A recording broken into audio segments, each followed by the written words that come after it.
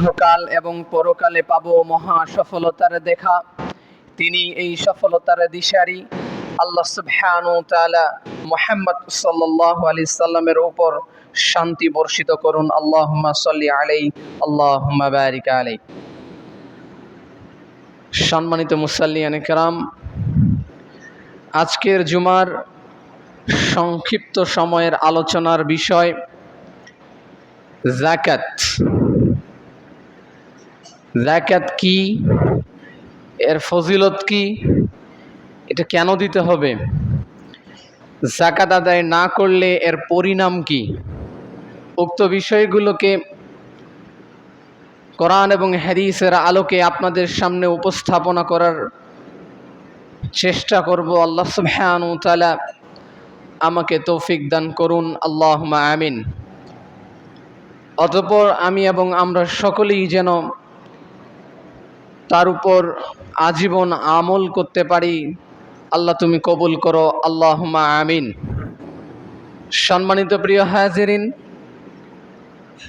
আল্লাহ সুবহানাহু ওয়া তাআলার পক্ষ থেকে বান্দাদের উপর কৃত যত ফরজ বিধানসমূহ রয়েছে, আল্লাহ সুবহানাহু ওয়া তাআলা কুরআনুল কারীমের মাধ্যমে, মুহাম্মদ সাল্লাল্লাহু আলাইহি ওয়াসাল্লামের মাধ্যমে দুনিয়াবাসীর জন্য, পৃথিবীবাসীর জন্য যেই কয়েকটা ইবাদতকে ফরজ করেছে তার মধ্যে যাকাত একটি অন্যতম বিধান।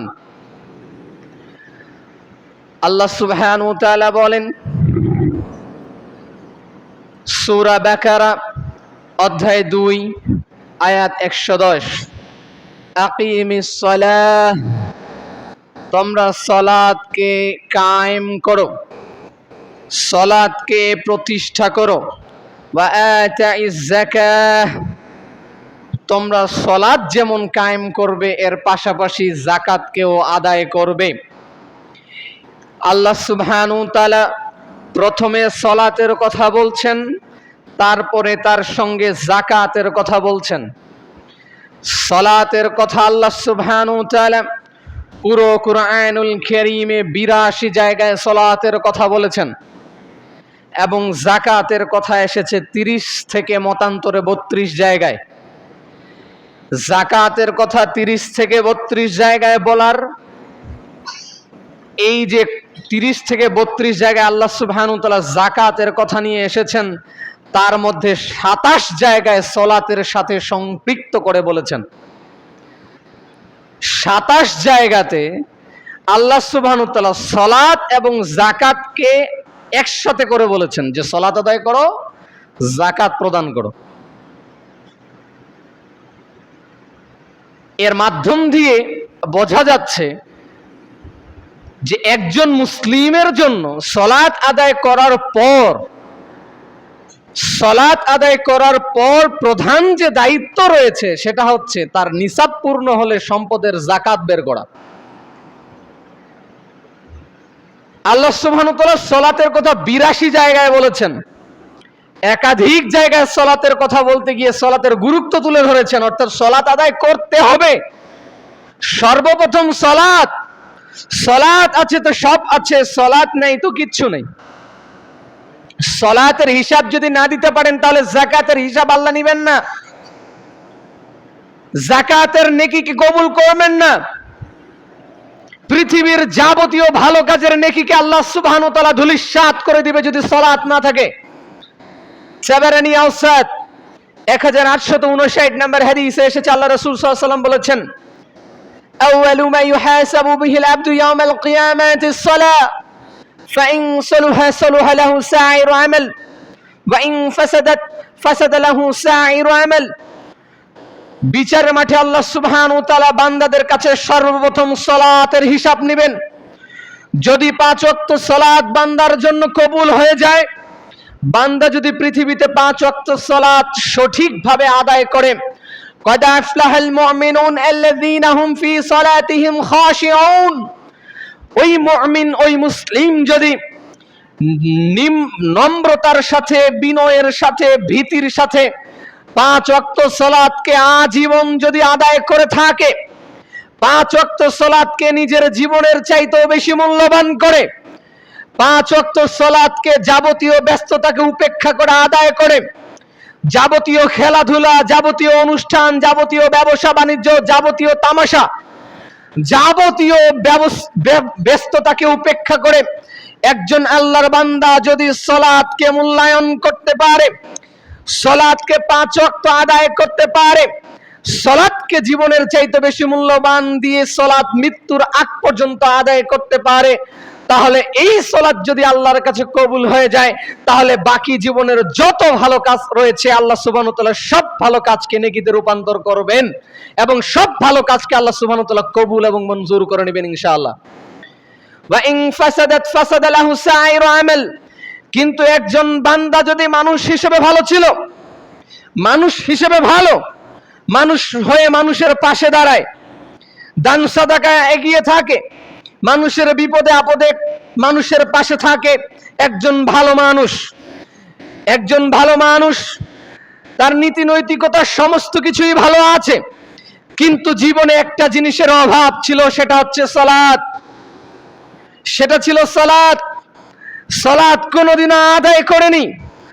হাইয়া আলাস সালাহ বলে তাকে ডাকা হয়েছিল, কিন্তু সালাতের পানে যায়নি, মসজিদের পানে হাঁটা দেয়নি, চায়ের স্টলেই আড্ডা পিটছিল, ব্যস্ততার মধ্যে ছিল, মাঠে ছিল, ঘাটে ছিল, অফিসে ছিল, আদালতে ছিল, যেখানে থাকুক না কেন সালাতকে উপেক্ষা করেছে, কর্মকেই প্রধান মনে করেছে। এমন মানুষগুলো যত ভালো মানুষ হোক না কেন, এই মানুষগুলো বিচারের মাঠে যখন দেখবে তার সালাত নাই, আল্লাহ সুবহানাহু ওয়া তাআলা তার সমস্ত ভালো কাজকে ধূলিসাৎ করে দিবেন। নাউযুবিল্লাহ মিন যালিক। এই সালাতের পরেই আল্লাহ সুবহানাহু ওয়া তাআলা বলছেন ওয়া আতাইজ যাকাত, তোমরা যাকাত আদায় করো, যাকাত প্রদান করো। এবং 27 জায়গাতে আল্লাহ সুবহানাহু ওয়া তাআলা সালাত এবং যাকাতকে একসাথে প্রেজেন্ট করেছে কোরআনুল কারীমের মধ্যে। অর্থাৎ বোঝা যাচ্ছে যে একজন নামাজি ব্যক্তি, একজন সালাত আদায়কারী ব্যক্তি, যার নিসাব পূর্ণ হয়েছে সম্পদের, সেটা হতে পারে ফসলের, সেটা হতে পারে চতুষ্পদ জন্তু জানোয়ার যেটা গৃহপালিত পশু, হতে পারে সেটা ব্যবসায়িক মালের, হতে পারে সেটা বাৎসরিক সম্পদ সোনা রূপা টাকা পয়সার, যদি নিসাব পূর্ণ হয়, একজন মুসল্লি যে সালাত আদায় করে সে অন্তত এই যাকাত আদায় করবে, এটা বোঝা যাচ্ছে। কেননা আল্লাহ সুবহানাহু ওয়া তাআলা 30 জায়গায় যাকাতের কথা নিয়ে এসেছেন, তার মধ্যে 27 জায়গাতে সালাতের সাথে সম্পৃক্ত করেছেন। তার মানে একজন মুসল্লি যার নিসাব পূর্ণ হয়েছে, 5 ওয়াক্ত সালাত আদায় করে, অন্তত অন্তত একটা মহল্লার, একটা সমাজের, মসজিদের 5 ওয়াক্ত মুসল্লি, অন্তত 5 ওয়াক্ত মুসল্লি যার সম্পদের নিসাব পূর্ণ হয়েছে, অন্তত সে যাকাত আদায় করবে, এটা বোঝা যাচ্ছে, এটা বোঝা যাচ্ছে। আর যে সালাতই আদায় করে না সে যাকাত আদায় করবে, এটা এটা বাদ দেন, একটু সাইডে রাখেন, করতেও পারে না করতেও পারে, কিন্তু একজন সালাত আদায় করছে সে তো আদায় করবে, কারণ সালাতের সাথে যাকাতকে সম্পৃক্ত করছেন আল্লাহ সুবহানাহু ওয়া তাআলা।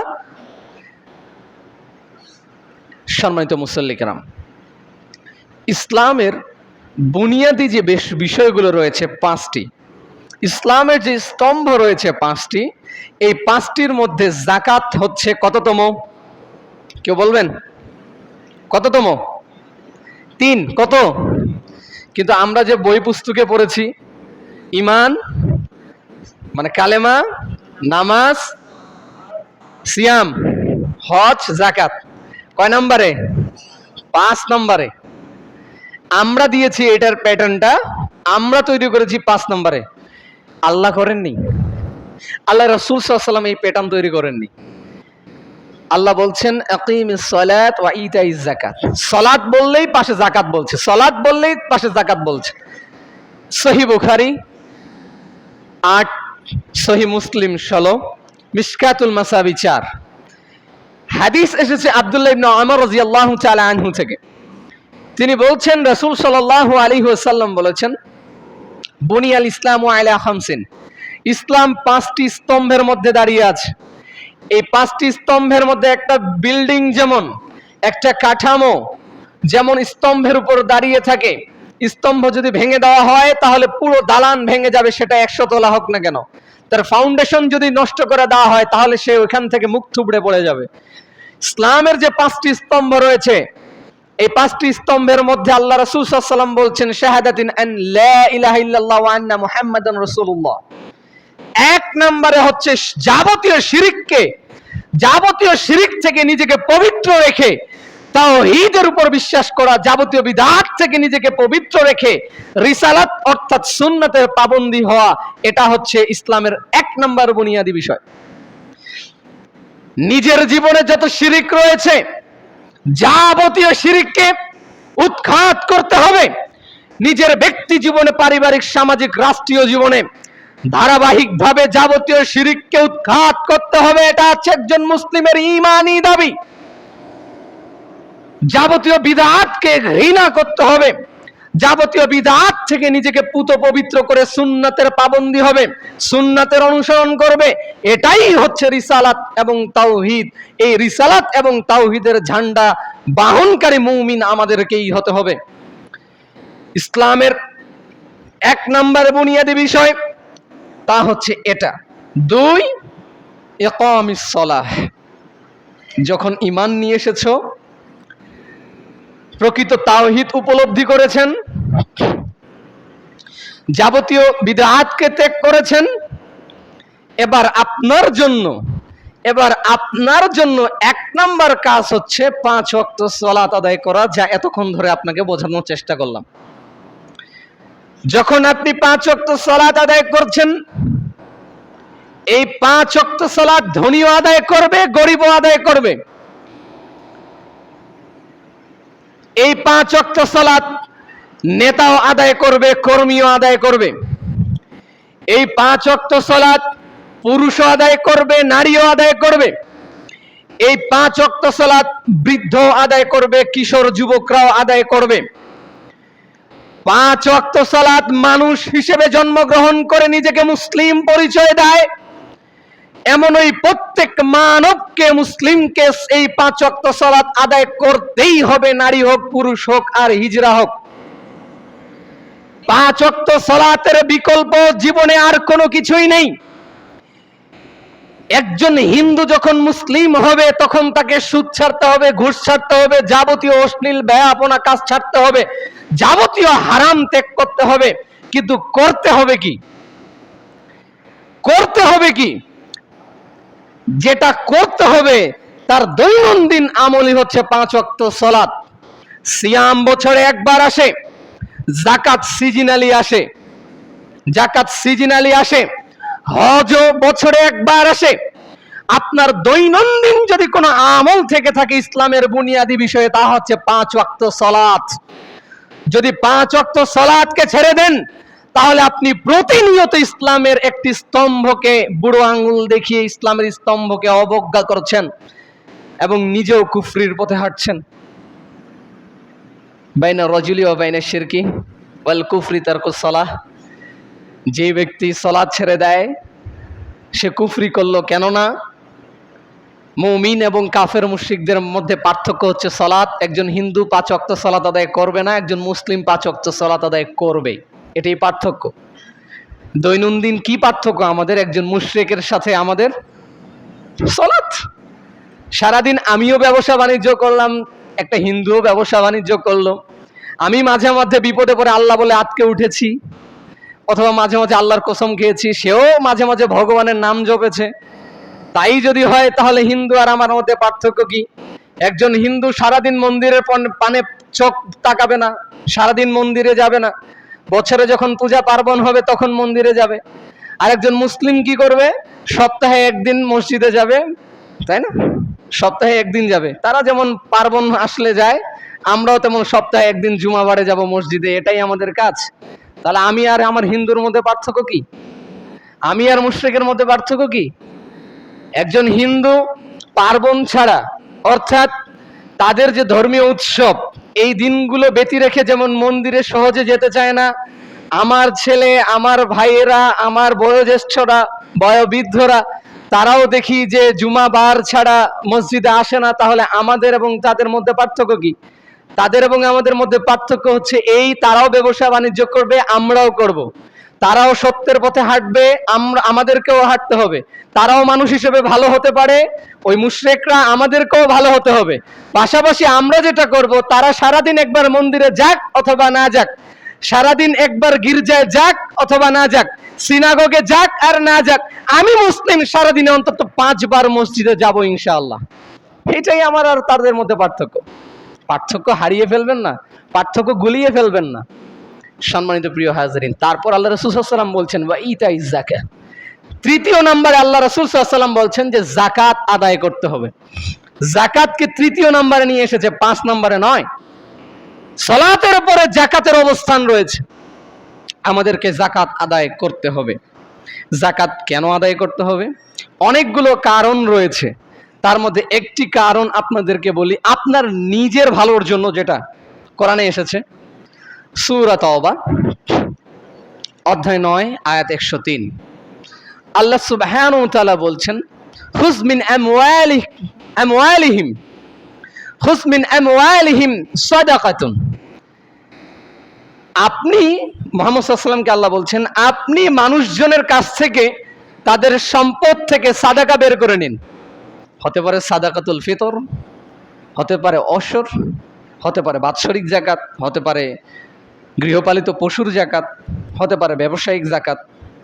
সেটা যেটাই হোক না কেন, যখনই মানুষের নিসাব পূরণ হয়ে গিয়েছে সেটা আপনি গ্রহণ করুন। তাদের কাছ থেকে যাকাত গ্রহণ করুন, তাদের কাছ থেকে সাদাকা গ্রহণ করুন। কেন গ্রহণ করবে? কেন গ্রহণ করবে? কেননা যাতে তারা পবিত্র হতে পারে, যাতে তারা পবিত্র হতে পারে এবং পরিশুদ্ধ হতে পারে। তারা পবিত্র হবে, তারা যেন পরিশুদ্ধ হতে পারে, এজন্য আল্লাহ সুবহানাহু ওয়া তাআলা বলছেন তাদের কাছ থেকে সাদাকা গ্রহণ করুন, যাকাত গ্রহণ করুন। অর্থাৎ আপনি যে যাকাত বের করবেন, এর মাধ্যম দিয়ে আপনি নিজেকে পবিত্র করলেন, পরিশুদ্ধ করলেন। সম্পদ ইনকামের যে নেশা আপনাকে আল্লাহর পথ থেকে বিচ্যুত করেছিল, সম্পদ ইনকাম করতে গিয়ে যে আপনি আপনার প্রতিবেশীর দিকে তাকাচ্ছিলেন না, ফকির গরিব মিসকিনদের দিকে তাকাচ্ছিলেন না যে তাদের কি অবস্থা, আপনি বিত্তশালী হয়ে যাচ্ছেন, আপনি সমৃদ্ধশালী হয়ে যাচ্ছেন, কিন্তু আর কারো দিকে তাকাচ্ছেন না। আপনি যে সেলফিশ হয়ে গেলেন, আপনি যে স্বার্থপর হয়ে গেলেন, আপনি আল্লাহর জিকির থেকেও দূরে চলে গেলেন। এমন অবস্থা থেকে আপনাকে ফিরিয়ে নিয়ে আসার জন্য, আপনাকে ইউটার্ন করে আবার গরিব মিসকিনদের পাশে দাঁড়ানোর জন্য এবং আল্লাহ সুবহানাহু ওয়া তাআলার জিকিরের দিকে ধাবিত করার জন্য, আপনার অন্তরটাকে নরম করার জন্য এবং আপনাকে আলটিমেটলি আপনাকে পুত পবিত্র করার জন্য এবং পরিশুদ্ধ করার জন্য যাকাত আপনার জন্য। আপনি বুঝতে পারেননি, আপনি বুঝেননি। যাকাত এজন্য এসেছিল, আপনার সম্পদ কেড়ে নেওয়ার জন্য আসেনি, আপনার সম্পদ কমিয়ে দেওয়ার জন্য আসেনি, আপনাকে পুত পবিত্র করার জন্য যাকাত এসেছিল। যাকাত চায় আপনাকে পুত পবিত্র করতে, আপনার সম্পদকে পুত পবিত্র করতে। আপনার সম্পদের মধ্যে যে ফকির মিসকিন, গরিব, অসহায় এবং অসহায় প্রতিবেশীদের যে হক ছিল, সেই হকটা আপনি বের করে দেওয়ার মাধ্যম দিয়ে আপনি যেমন তাদের পাশে দাঁড়ালেন, মানবিকতার পরিচয় দিলেন, ঠিক তেমনি ভাবে আপনি আল্লাহর বিধানের দিকে রুজু হলেন, আল্লাহর জিকিরের দিকে রুজু হলেন। আলটিমেটলি আপনার অন্তর পরিশুদ্ধ হলো, আপনার সম্পদ পরিশুদ্ধ হলো। আপনার মাধ্যম দিয়ে অসহায়রা সম্বল পেল, আপনার মাধ্যম দিয়ে যারা ফকির মিসকিন অসহায় তারাও দুবেলার খাবার পেল, তারাও তাদের বেকারত্ব ঘোচানোর একটা সুযোগ পেল আপনার মাধ্যম দিয়ে। এই পথেই আপনাকে ডাকছে, কোনো অমানবিকতার পথে ডাকছে না যাকাত। আপনার সম্পদ কেড়ে নিতে চায় না, আপনার সম্পদ কমিয়ে দিতে চায় না যাকাত, বরং আপনাকে সমৃদ্ধশালী করতে চায়। যাকাত যেমন আপনার সম্পদকে পবিত্র করে, আপনার আত্মাকে পবিত্র করে, আপনাকে পরিশুদ্ধ করে, আপনার সম্পদকেও ত্বরান্বিত করে, আপনাকেও সমৃদ্ধশালী করে। এটা আমার কথা না, এটা আমি বলছি না, আল্লাহ বলছেন। সূরা রুম অধ্যায় 30 আয়াত 39, আল্লাহ সুবহানাহু ওয়া তাআলা বলছেন, ওয়া মা উতিতুম ওয়া মা আতাইতুম মিন যাকাতিন। তোমরা যে যাকাতগুলো আদায় করো, তোমরা যে যাকাতগুলো আদায় করো আল্লাহর সন্তুষ্টির জন্য, আল্লাহকে সন্তুষ্ট করার জন্য যে তোমরা তোমাদের যাকাতগুলো বের করছো, আল্লাহ সুবহানাহু ওয়া তাআলা বলছেন যে তোমাদেরকে এই যাকাত সম্পদশালী করে তোলেন, সুবহানাল্লাহ, তোমাদেরকে সমৃদ্ধশালী করে তোলেন। আপনি বলবেন যে আমি তো দেখছি আমার 2.5% হিসেবে আমি তো বের করে দিলাম, অসর আমি 10 ভাগের 1 ভাগ বের করে দিচ্ছি, আমার তো সম্পদ কমে যাচ্ছে, আমি দেখছি আমার সম্পদ কমে যাচ্ছে, আর আপনি বলছেন যে আমার সম্পদ বৃদ্ধি পাচ্ছে কেন? আল্লাহ বলছেন ফাউলাইকা হুমুল মুদঈফুন। আমি বলিনি, আপনার সৃষ্টিকর্তা বলছে, যিনি আপনাকে সম্পদ দিয়েছে এবং ভবিষ্যতে আপনাকে সম্পদ দিবে, তিনি চাইলে আপনার সম্পদ কেড়ে নিতে পারেন, আবার চাইলে আপনাকে সমৃদ্ধশালী করতে পারেন। আগামীতে কি হবে তা আপনি জানেন না। আজকে আপনি বিত্তশালী, প্রভাবশালী, প্রতাপশালী, সমৃদ্ধশালী, কালকে আপনি যে ফকির হয়ে যাবেন না, ফতুর হয়ে যাবেন না, এর কি গ্যারান্টি আছে? সকালবেলার ধনী রে তুই, ফকির সন্ধ্যাবেলা। এটা শুধু প্রবাদ বাক্য নয়, এটা দুনিয়ার বাস্তবতা। আর এটা হ্যান্ডেল করেন স্বয়ং আল্লাহ সুবহানাহু ওয়া তাআলা। কাকে ফতুর বানাতে হবে, কাকে সমৃদ্ধশালী করতে হবে, এটা আল্লাহ মেইনটেইন করেন। তো ওই আল্লাহ সুবহানাহু ওয়া তাআলা বলছেন সূরা রুম অধ্যায় 30 আয়াত 39, ফাউলাইকা হুমুল মুদঈফুন। যারা যাকাত বের করছে আল্লাহর সন্তুষ্টির জন্য, তারা জেনে নিক তারা হচ্ছে সমৃদ্ধশালী। সুবহানাল্লাহ। তাহলে আপনি যে যাকাত বের করছেন, এর মাধ্যম দিয়ে আগামীতে যে আপনার বিপর্যয় আসতেছিল সেটাকে আল্লাহ মাফ করে দিতে পারেন এবং আপনাকে আপনার এই সম্পদ বাড়িয়ে দিতে পারেন। তাহলে আমি আপনাকে আহ্বান করব, যারা এখন মোটামুটি ব্যবসা শুরু করেছেন অথবা উন্নয়নশীল, উন্নতির দিকে এগিয়ে যাচ্ছেন, যারা হয়তোবা সম্পদশালী হয়ে উঠতেছেন, এমন মানুষদেরকে বলবো, এই মানুষগুলো কিন্তু বেশি সম্পদের দিকে আকৃষ্ট হয়। যারা অলরেডি করে ফেলেছেন, একটা লেভেলে চলে গিয়েছেন, তারা বুঝতে পারে যে সম্পদগুলো আসলে কিছুই না, এ হাতের ময়লা, আজকে আছে কালকে থাকবে না।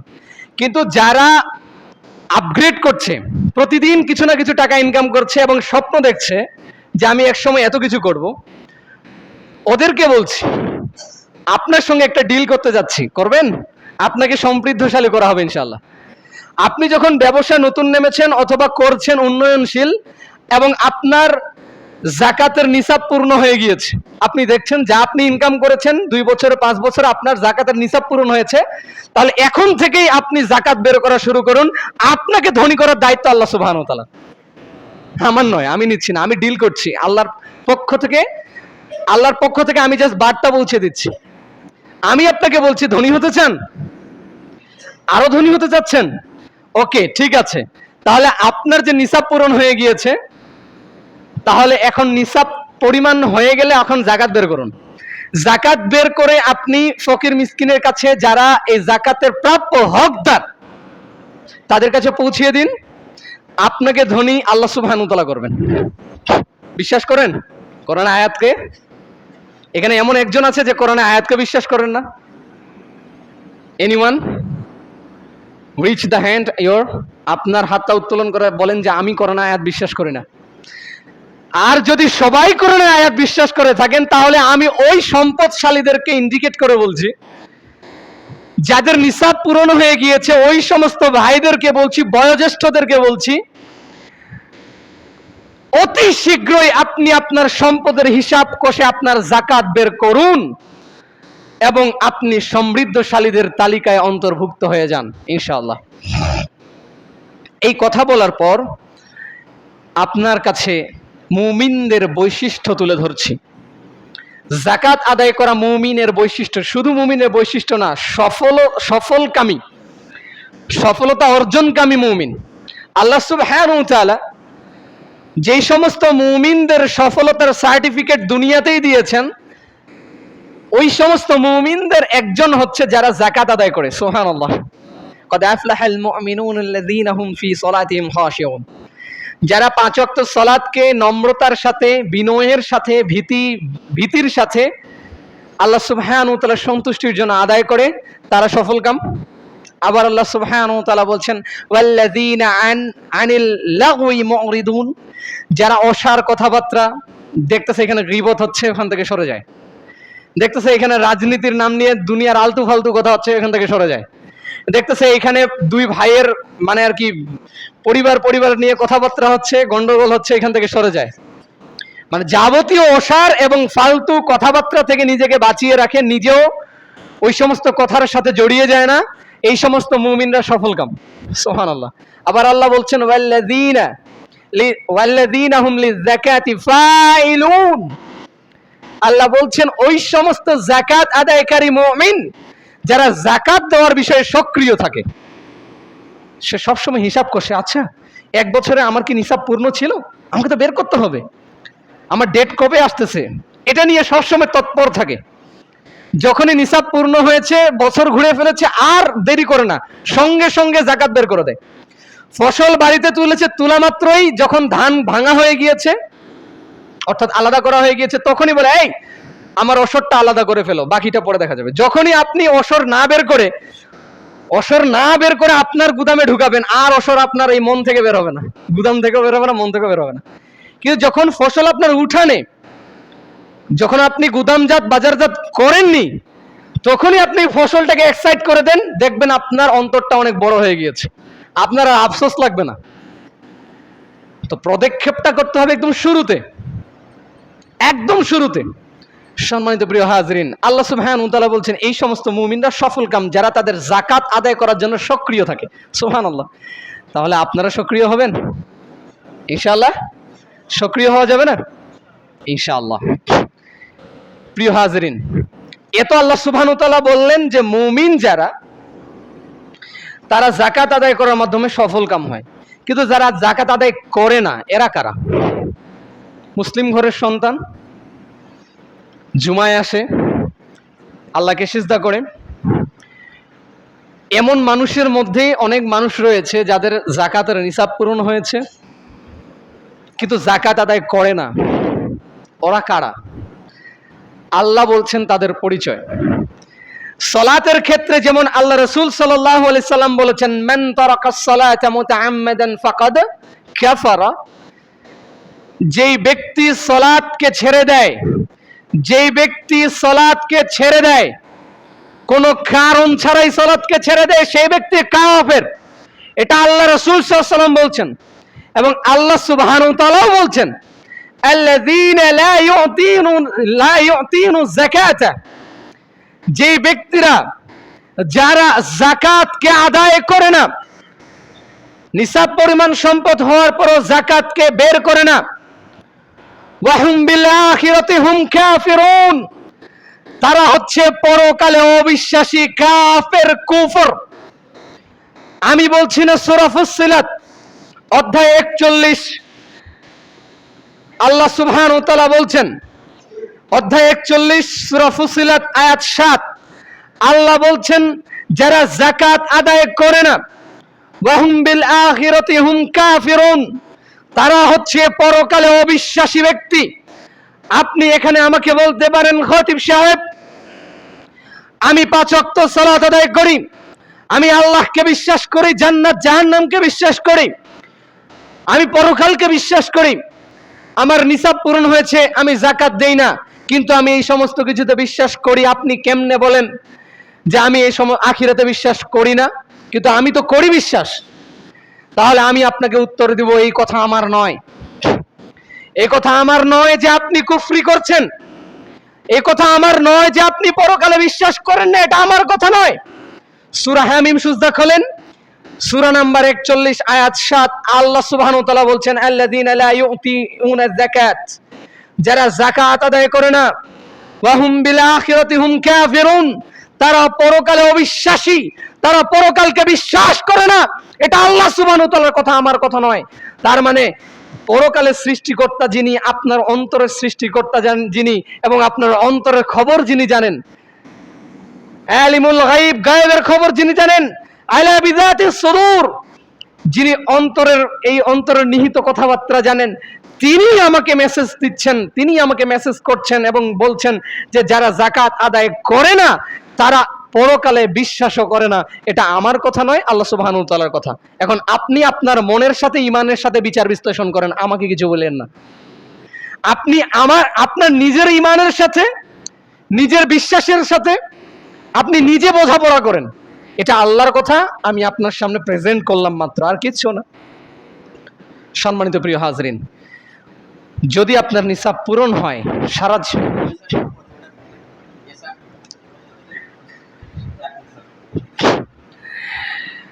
যদি আল্লাহ সুবহানাহু ওয়া তাআলা বলছেন যে তারা মুমিন নয় যারা যাকাত আদায় করলো না, তাহলে তারা কি হবে?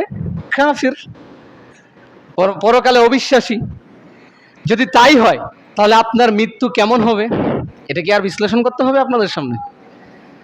একজন কাফির মুশরিকের যেমন মৃত্যু হয়, সারা জীবন যে ব্যক্তিটার নিসাব পূর্ণ ছিল, যাকাত আদায় করেনি, খতিব সাহেব ইমাম সাহেব তার সামনে প্রেজেন্ট করেছে, কিন্তু তারপরও সে হটকারিতা করেছে, মুখ ফিরিয়ে নিয়েছে, ওই সমস্ত ব্যক্তি মৃত্যুর কাঠগড়ায় যেদিন দাঁড়াবে সেদিন মুমিন হিসেবে মৃত্যুবরণ করতে পারবে কিনা সন্দেহ আছে।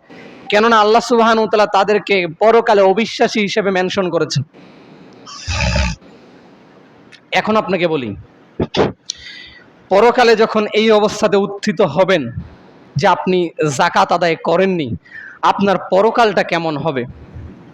পরকালটা আপনার কেমন হবে? সহিহ বুখারী খোলেন, 1403 নম্বর হাদিস।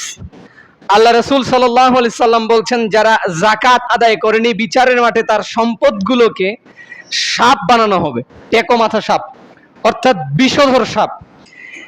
এই সাপকে তার গলায় পেঁচিয়ে দেওয়া হবে এবং এই সাপগুলো দুই দিক থেকে তাদের এই পার্শ্বদেশগুলো মুখগুলোতে ছবল মারবে, কামড় বসাবে বিষাক্ত ওই ছবল বসিয়ে।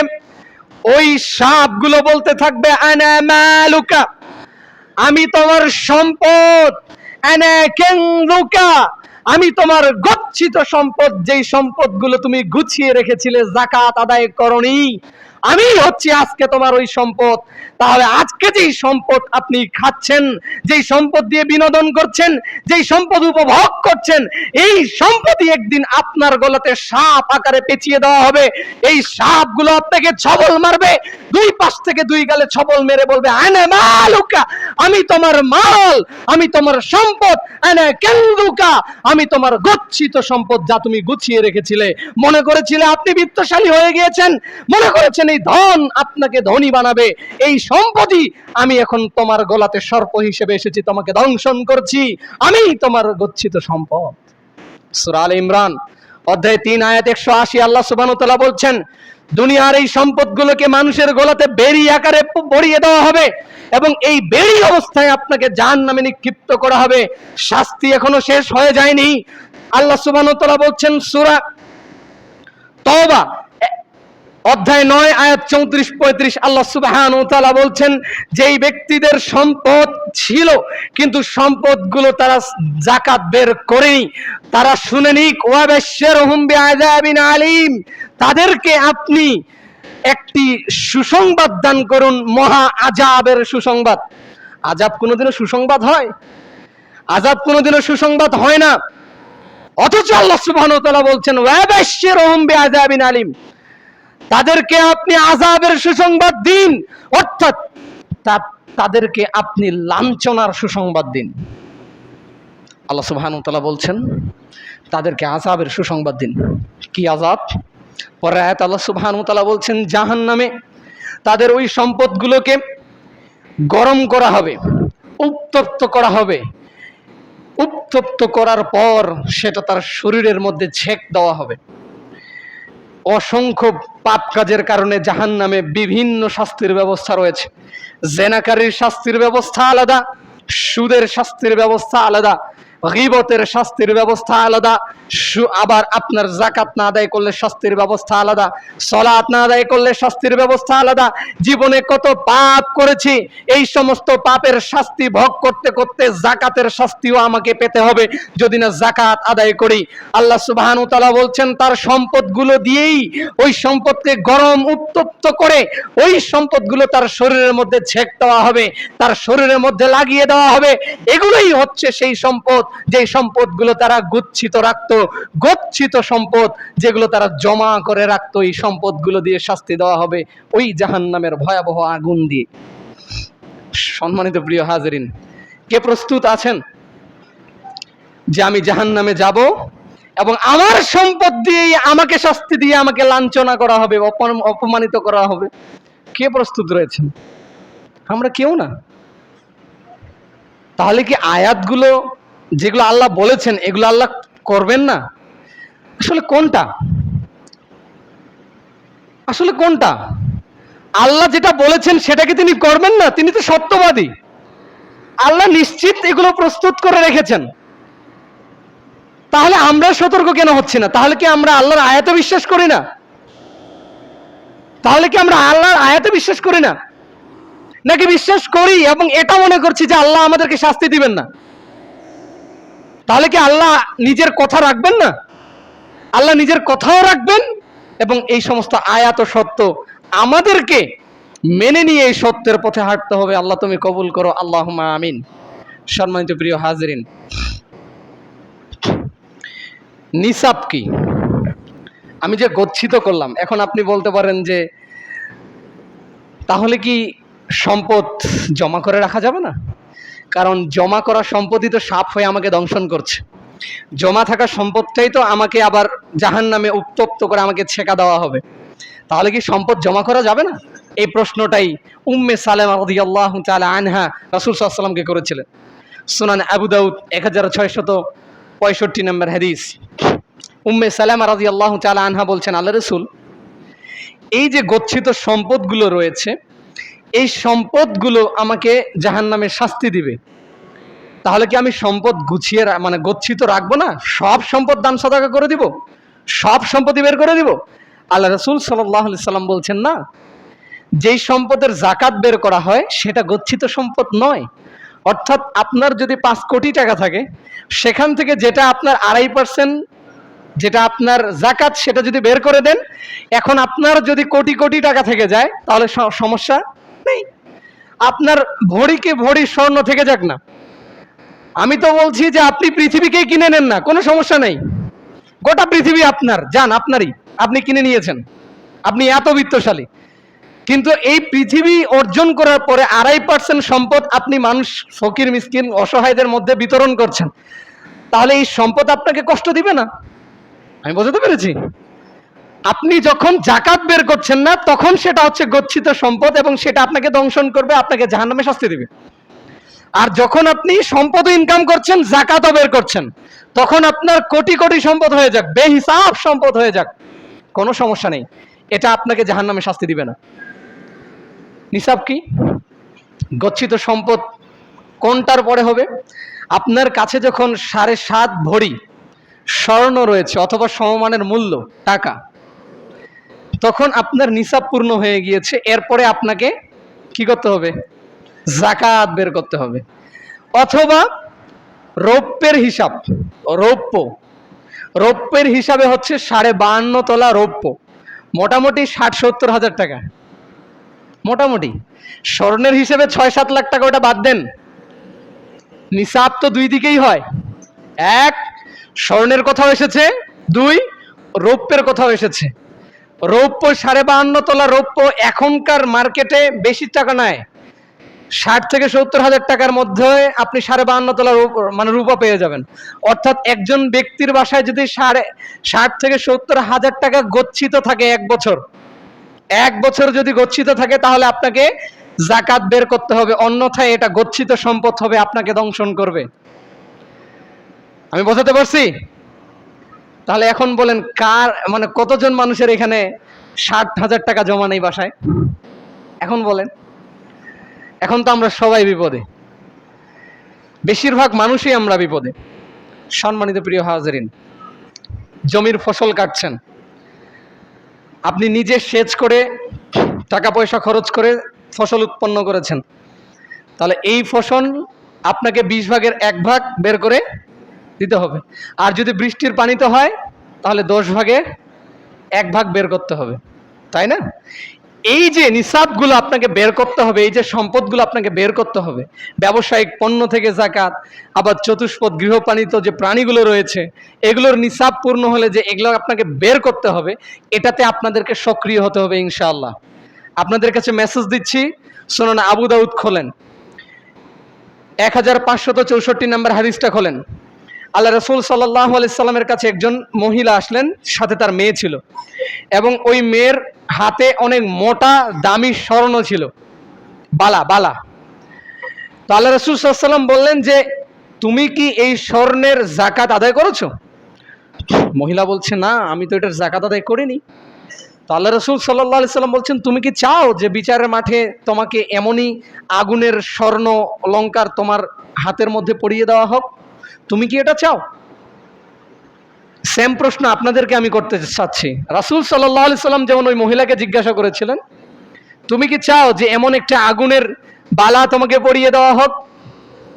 আমিও আপনাকে জিজ্ঞাসা করছি, আপনি কি চান যে আপনার সম্পদগুলো আপনাকে সর্প হিসেবে দংশন করুক, আপনাকে জাহান্নামের আগুনে শাস্তি দিক? কে কে চান? কেউ কি চান? কেউ যদি না চান, সেদিন ওই মহিলা আল্লাহ রাসূল সাল্লাল্লাহু আলাইহি ওয়াসাল্লামকে উত্তর দিয়েছিল না, আমি চাই না। বালা সঙ্গে সঙ্গে খুলে নিয়ে আল্লাহ রাসূলের সামনে দিয়ে বলেছিল এটা আল্লাহ এবং আল্লাহ রাসূলের জন্য। সুবহানাল্লাহ, বাস্তব হয়ে গেল না? সঙ্গে সঙ্গে, এটাই হচ্ছে মুমিন, সামি'না ওয়া আতা'না। সঙ্গে সঙ্গে বালা খুলে নিয়ে আল্লাহ রাসূলের সামনে প্রেজেন্ট করে বলছে এটা আল্লাহ এবং আল্লাহ রাসূলের জন্য যাকাত। তাহলে আমিও আপনাকে জিজ্ঞাসা করলাম যে আপনি কি ওই শাস্তির জন্য প্রস্তুত? আপনি উত্তর দিলেন না। এবার আপনাকে কাজটাও করতে হবে ওই মহিলার মতো, আপনাকে বাসায় গিয়ে আগে আপনার সম্পদের হিসাব করতে হবে। যদি নিসাব পূর্ণ হয়ে যায়, ফসল কেটে নিয়ে এসেছেন, যদি নিসাব পূর্ণ হয়ে যায়, আপনার 15 থেকে 17 মণ ধান উঠে গিয়েছে, আপনার নিসাব পূর্ণ, তাহলে আপনাকে ওখান থেকে আপনার যে ওই অসর রয়েছে সেটা বের করতে হবে। অসর যেটা রয়েছে সেটা বের করতে হবে। বাৎসরিক যদি আপনার নিসাব পূর্ণ হয়ে যায়, অর্থাৎ সর্বনিম্ন 60 থেকে 70 হাজার টাকা আপনার এক বছর গচ্ছিত ছিল, তাহলে আপনাকে এই সম্পদ বের করে যাকাত আপনাকে বের করে দিতে হবে। এটা হচ্ছে গরিবের হক, আপনার করুণা নয়। গরিবদের এটা হক, এটা করুণা নয়। সূরা যারিয়াত অধ্যায় 51 আয়াত 19 মধ্যে আল্লাহ সুবহানাহু ওয়া তাআলা বলেছেন যে এগুলো হচ্ছে গরিবের হক, মিসকিনদের হক, অসহায়দের হক। অর্থাৎ একজন ফকির মিসকিন এসে যদি একজন যাকাত যার পূর্ণ পেয়েছে, নিসাব পূর্ণ পেয়েছে, তাকে যদি এসে বলে যে আমার সম্পদ আমাকে বের করে দেন, তাহলে তার এই অনুমতি আছে। আপনার কাছে চাইবে না, বলবে যে আমার সম্পদ আপনার কাছে রয়েছে, বের করে দেন। একজন অসহায় ব্যক্তি এসে যদি একজন নিসাব পূর্ণ ব্যক্তির কাছে বলে, তাহলে এই কথাটা বলার অনুমতি তার রয়েছে, কেননা এটা আল্লাহ সুবহানাহু ওয়া তাআলা কোরআনুল কারীমের মধ্যে হক বলেছেন। তাই প্রিয় হাজরিন, অন্যের সম্পদ নিজের কাছে রেখে লাভ নেই। যদিও নিজে ইনকাম করেছি, কিন্তু এটা অন্যের সম্পদ। যদি নিসাব পূর্ণ হয়ে যায় 2.5% এই হিসাবটা অন্যের সম্পদ, তাই আমরা বের করে দেওয়ার চেষ্টা করব ইনশাআল্লাহুল আজিজ। এই যাকাতই হচ্ছে ইসলামিক অর্থ ব্যবস্থা। ইসলামিক অর্থ ব্যবস্থা। পৃথিবীতে 16 শতকে যে পুঁজিবাদের আগমন ঘটেছিল, তার কনসেপ্ট ছিল মানুষ যত সম্পদ মানে ইনকাম করুক না কেন, একটা ব্যক্তি যত সম্পদ ইনকাম করবে সবই তার, সবই তার, সবই তার। এখান থেকে গরিব মিসকিনের কোনো হক নাই, গরিব মিসকিনের কোনো হক নাই। এটা ছিল পুঁজিবাদী তন্ত্র, ক্যাপিটালিজম। এর অল্টারনেটিভ হিসেবে, এর বিপক্ষে আবার যখন 17 দশকে যখন এই কার্ল মার্কস, লেনিনের মাধ্যম দিয়ে যে আসলো সোশ্যালিজম অথবা কমিউনিজম, সমাজতন্ত্র, অর্থাৎ অর্থ ইনকাম করবে মানুষ, কিন্তু এটার দায়বদ্ধতা থাকবে রাষ্ট্রের কাছে। কার কাছে থাকবে? রাষ্ট্রের কাছে। সম্পদ মানুষ ইনকাম করবে, ঠিক আছে, কিন্তু রাষ্ট্র এটাকে পরিচালনা করবে, রাষ্ট্র পরিচালনা করবে। এবং এই দুইয়ের মাধ্যম দিয়ে সম্পূর্ণভাবে ইনসাফ প্রতিষ্ঠা করা সম্ভব নয়। সময় নাই তাই ব্যাখ্যা করছি না।